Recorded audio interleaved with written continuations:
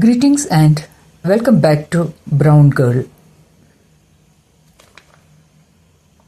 ഇന്ന് രാവിലെ ഒരു സാറ്റർഡേ ഔട്ടിംഗ് ആണ് മക്കളോടൊപ്പം. അവരെ എൻ്റെ ചേച്ചിയുടെ വീട്ടിലാക്കിയിട്ട് തിരിച്ച് ഞാൻ ഒറ്റയ്ക്കൊരു യാത്രയിലാണ്. പ്രത്യേകിച്ചൊരു ഉദ്ദേശമൊന്നുമില്ല. എന്തായാലും എൻ്റെ പഴയ ഓർമ്മകളിലെ എൻ്റെ ഫേവറേറ്റ് ആക്ട്രസസിനെയും ഇപ്പോഴത്തെ പുതിയ ആക്ട്രസിനെയും എൻ്റെ മനസ്സിലുള്ളവരെയൊക്കെ ആലോചിച്ച് അവരെയൊക്കെ മനസ്സിൽ ഓർത്തുകൊണ്ട് ഞാനിങ്ങനെ വണ്ടി ഓടിക്കുകയാണ്. 1980s മുതൽ ഇന്ന് വരെയുള്ളതിൽ എനിക്കിഷ്ടപ്പെട്ട 3-4 ആക്ട്രസസിനെ ഞാൻ ആലോചിക്കുകയാണ്. അന്നൊക്കെ ഞാൻ ഫിലിം കാണുമ്പോൾ അതൊക്കെ ഞാനാണെന്ന് സ്വപ്നം കാണുകയോ ഇമാജിൻ ചെയ്യുകയോ ഒക്കെ ചെയ്യുമായിരുന്നു. അതിപ്പോഴും സ്വപ്നം കാണുന്നതിന് കുറവൊന്നുമില്ല. Shobhana, actress Shobhana was close to my heart. Acting and dance അതിങ്ങനെ നോക്കിയിരുന്നു പോകും, ഒരു രക്ഷയുമില്ല. ഏപ്രിൽ 18 എന്ന ഫിലിം മുതൽ ഇപ്പോൾ ഇറങ്ങിയ തുടരും വരെ സൂപ്പർബ് ആക്ടിങ്, സുപ്പീരിയർ, അങ്ങനെ ഒത്തിരി മൂവീസ് ഉണ്ട്. പക്ഷെ അതിലൊക്കെ അനുബന്ധം എന്ന് പറഞ്ഞൊരു മൂവി ഉണ്ടായിരുന്നു പണ്ട് എൻ്റെ ചെറുപ്പത്തിലെ. ആ മൂവിയുടെ അനുബന്ധം എന്ന മൂവിയുടെ സ്റ്റോറി എനിക്കത്ര ഓർമ്മ വരുന്നില്ല. പക്ഷേ എങ്കിൽ അതിലൊരു കുട്ടി മരിക്കുന്ന സീനുണ്ട്. ആ കുട്ടി മരിക്കുമ്പോൾ ശോഭനയുടെ ഒരു കരച്ചിലുണ്ട് അതിൽ. ഒരു രക്ഷയുമില്ല. കൂടെ ഇരുന്ന് ഞാനും കരഞ്ഞിട്ടുണ്ടെന്ന്.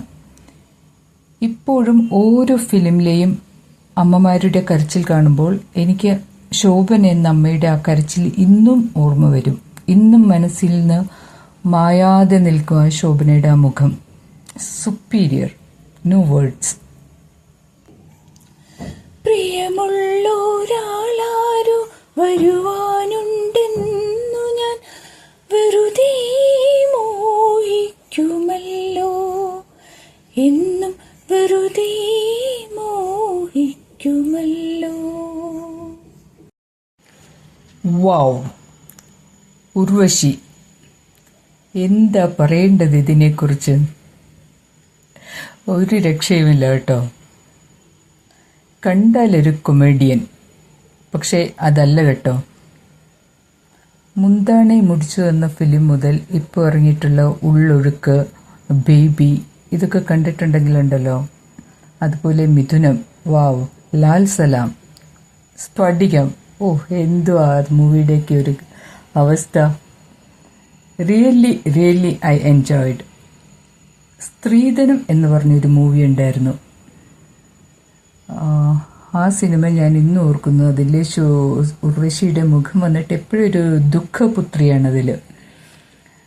ആ സ്ത്രീധനത്തിലെ ഉർവശിയുടെ അവസ്ഥ കാണുമ്പോൾ കണ്ട് ഇരുന്ന ആ സമയത്ത് എനിക്ക് ആ ഫിലിമിൽ നിന്ന് ഉർവശിയെ മാത്രം ഇങ്ങ് മാറ്റി വെച്ചിട്ട് ആ ഫിലിമിലുള്ള ബാക്കിയുള്ള എല്ലാവരെയും, ഇൻക്ലൂഡിങ് ഡയറക്ടർ, സ്ക്രിപ്റ്റ് റൈറ്റർ, എല്ലാവരെയും തീയിട്ടങ്ങ് കത്തിക്കാൻ തോന്നിയിട്ടുണ്ട്.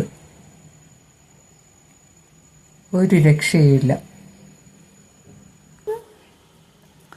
തുമ്പ കൊണ്ടു തോണി, തുമ്പി കൊണ്ടൊരാന, കണ്ണെഴുത്തിനെന്നും കാണാ കണ്ണാടി, വിളിച്ചുണർത്താൻ കുതിച്ചു വന്നു തൈമണിക്കാറ്റ്, എന്റെ ഇടനെഞ്ചിലെ തൊട്ടിലെ താരാട്ട് പാട്ട്. തുമ്പ കൊണ്ടു തോണി, തുമ്പി കൊണ്ടൊരാന, കണ്ണെഴുത്തിനെന്നും കാണാ കണ്ണാടി, വിളിച്ചുണർത്താൻ കുതിച്ചു വന്നു തൈമണിക്കാറ്റ്, എന്റെ ഇടനെഞ്ചിലെ തൊട്ടിലെ താരാട്ട് പാട്ട്. അടുത്തത് നമ്മളുടെ രേവതിയുടെയും ഒത്തിരി നല്ല മൂവീസ് ഞാൻ എൻജോയ് ചെയ്തിട്ടുണ്ട്. കൂടുതലും രേവതിയുടെ തമിഴിലാണ് ഞാൻ ആസ്വദിച്ചിട്ടുള്ളത്. മലയാളത്തിലെന്ന് പറയാൻ നമ്മുടെ കിലുക്കം നമ്പർ 1. അതിൽ ക്രെഡിറ്റ് മോഹൻലാലിനും കൂടെ പോകുന്നുണ്ട് കേട്ടോ. ദേവാസുരത്തിലൊക്കെ നല്ല സീനുകൾ ഒത്തിരി ഉണ്ടായിരുന്നു. പിന്നെ അങ്ങനെ പറയാനായിട്ട് എനിക്കിപ്പോൾ പറയാൻ തോന്നുന്നതൊന്ന് കാക്കോത്തി കാവിലെ അപ്പൂപ്പൻ താടിയോ, അതാണ് എനിക്കിപ്പോൾ പറയാൻ തോന്നുന്നത്. അതിൽ നമ്മുടെ രേവതി ഒരു കല്ല് കൊത്തുന്ന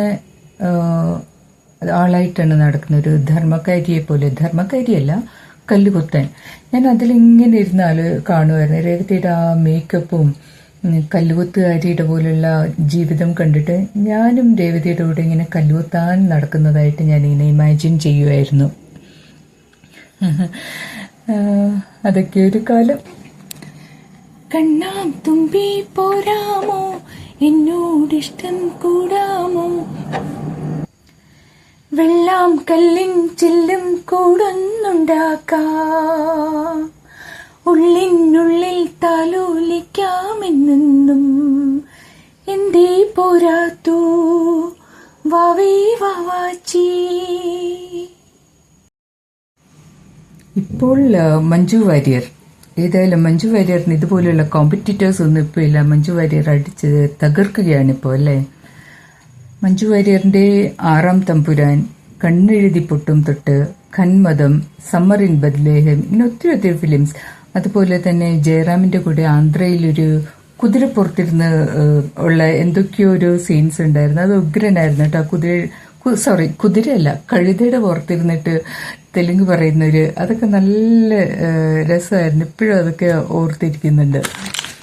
അതുപോലെ തന്നെ സമ്മർ ഇൻ ബദ്ലഹേമൊക്കെ കാണുമ്പോൾ മഞ്ജു വാര്യർ പാടി നടക്കുന്ന പോലെ ഇങ്ങനെ പാടി മഞ്ജുവിന്റെ കൂടെ പറന്നിങ്ങനെ നടക്കുന്ന പോലെയൊക്കെ കാണുമായിരുന്നു കേട്ടോ. ചൂളമടിച്ചു കറങ്ങി നടക്കും ചോലക്കുയിലിനു കല്യാണം, ഓ ഓ